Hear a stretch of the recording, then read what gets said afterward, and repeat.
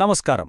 ఈరోజు మనం ఆంధ్రప్రదేశ్ అడ్మినిస్ట్రేటివ్ స్ట్రక్చర్ను అంటే పరిపాలనా ముఖచిత్రాన్ని పూర్తిగా మార్చేబోతున్న ఒక క్రూషియల్ ఆర్డర్, అదే జీఓఎంఎస్ నంబర్ 54 గురించి మాట్లాడుకుందాం.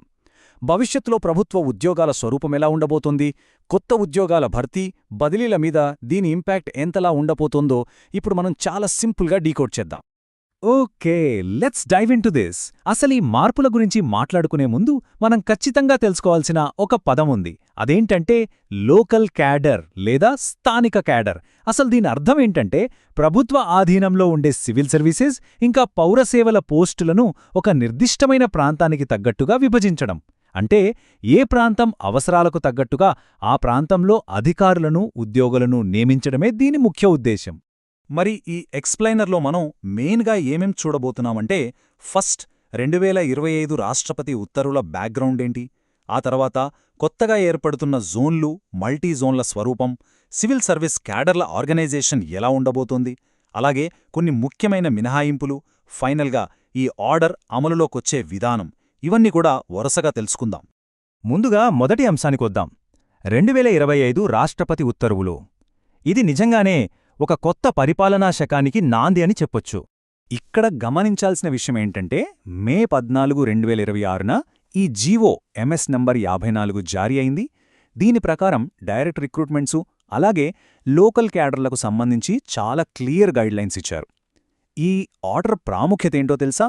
ఇది దాదాపు 50 ఏళ్ల క్రితం, అంటే 1975లో వచ్చిన పాత ఉత్తర్వులను పూర్తిగా పక్కన పెట్టేసి కొత్త 2025 రాష్ట్రపతి ఉత్తర్వులను తక్షణమే అమల్లోకి తీసుకొచ్చింది. సో పాత రూల్స్ ఇక పోయినట్టే, పూర్తిగా ఒక కొత్త సిస్టమ్ అమల్లోకి వచ్చేసింది. నెక్స్ట్, రెండవ ముఖ్యమైన అంశం గురించి మాట్లాడుకుందాం. కొత్తగా వస్తున్న జోన్లు, అలాగే మల్టీ జోన్ల ద్వారా రాష్ట్రంలో జరిగిన భౌగోళిక మార్పులేంటో చూద్దాం. ఇప్పుడు మనం చూస్తున్న ఈ అఫీషియల్ టేబుల్లో ఒక చాలా ఇంట్రెస్టింగ్ విషయముంది. రాష్ట్రంలోని ప్రాంతాలను మల్టీ జోన్లు, అలాగే జిల్లాలుగా ఎలా కరెక్ట్గా విభజించారో ఇది క్లియర్గా చూపిస్తోంది. ఏ జిల్లా ఏ జోన్ కిందకొస్తుందనే దానిపై ఎటువంటి కన్ఫ్యూజన్ లేకుండా చాలా పక్కాగా ఈ కొత్త ప్రాదేశిక సరిహద్దులను ఇందులో సెట్ చేశారు. అయితే జిల్లాల పేర్లన్నీ చదువుకుంటూ పోతే కాస్త కన్ఫ్యూజింగ్గా ఉండొచ్చు కదా. అందుకే దీని బేసిక్ స్ట్రక్చర్ని సింపుల్గా అర్థం చేసుకుందాం. మొత్తం రాష్ట్రాన్ని 2 పెద్ద మల్టీ జోన్స్గా డివైడ్ చేశారు. అవే మల్టీజోన్ 1 మరియు మల్టీజోన్ 2. మళ్ళీ వీటి కింద 6 జోన్లు ఉంటాయి. అంటే జోన్ 1 నుండి జోన్ 6 వరకు అన్నమాట. ఇక ఈ 6 జోన్ల పరిధిలో మన రాష్ట్రంలో ఉన్న మొత్తం 26 రెవెన్యూ జిల్లాలని పర్ఫెక్ట్గా మ్యాప్ చేసేశారు.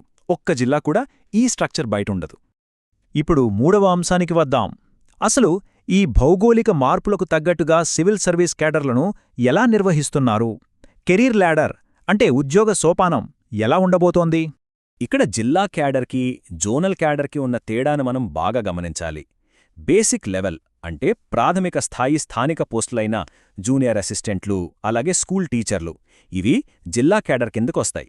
కొంచెం ప్రమోషన్ వచ్చి పైకెళ్తే ఫస్ట్ లెవెల్ గెజెటెడ్ ఇంకా సూపరింటెండెంట్ లాంటి మిడిల్ లెవెల్ పోస్టులు జోనల్ క్యాడర్ కిందకి వెళ్తాయి. అంటే ఒక ఉద్యోగి కెరీర్ ల్యాడర్లో పైకి ఎదుగుతున్న కొద్దీ వారి పనిపరిధి ఎలా మారుతుందో మనకిక్కడ క్లియర్గా అర్థమవుతోంది కదా. ఇదిగో ఈ పట్టిక చూడండి. దీన్ని ఎంత అద్భుతంగా డిజైన్ చేశారో కదా. క్యాడర్ స్థాయి, పోస్ట్, అలాగే పే స్కేల్ మధ్య ఉన్న లింక్ ఇక్కడ స్పష్టంగా కనిపిస్తోంది. జిల్లా క్యాడర్ను తీసుకుంటే జూనియర్ అసిస్టెంట్ స్థాయి వరకు ఉంటుంది. అదే జోనల్ క్యాడర్ అయితే ఫస్ట్ లెవెల్ గెజెటెడ్ స్థాయి అయిన సూపరింటెండెంట్ వరకు వెళ్తుంది. ఇక మల్టీ జోనల్ క్యాడర్లోకి వస్తే ఇక్కడ సెకండ్ లెవెల్ గెజెటెడ్ స్థాయి అయిన డిప్యూటీ కలెక్టర్ లాంటి ఉన్నత పోస్టులుంటాయి. అంటే మీ హోదా, వేతనం, మీరు పనిచేసే ప్రాంతం, ఈ మూడింటి మధ్య కనెక్షన్ చాలా క్రిస్టల్ క్లియర్గా ఉందన్నమాట. ఇక 4వ ముఖ్యమైన విభాగం, ఈ నిబంధనల నుండి ఏ పోస్టులకు మినహాయింపు ఇచ్చారు, అంటే ఇవి ఎవరికి వర్తించవు అనేది కూడా మనం తెలుసుకోవాలి. మనం పైన మాట్లాడుకున్న ఈ లోకల్ క్యాడర్ సిస్టమ్ కొన్ని పోస్టులకు మాత్రం అస్సలు వర్తించదు. ఈ ఆర్డర్లోని పారా 14 దీని గురించి క్లియర్గా చెప్తోంది. ఆ పోస్టులు ఏంటంటే మన ఆంధ్రప్రదేశ్ సెక్రటేరియట్, వివిధ శాఖల హెచ్ఓడి కార్యాలయాలు, కొన్ని స్పెషల్ ఆఫీసులు లేదా రాష్ట్ర స్థాయి సంస్థలు, అలాగే రాజధాని ప్రాంతంలోని పోలీస్ కమిషనరేట్ పోస్టులు. సింపుల్గా చెప్పాలంటే అత్యున్నత స్థాయి కేంద్రకృత పరిపాలన ఇంకా కీలకమైన భద్రతా పోస్టులు ఈ లోకల్ క్యాడర్ పరిధికి పూర్తిగా వెలుపల ఉంటాయని మనం అర్థం చేసుకోవాలి.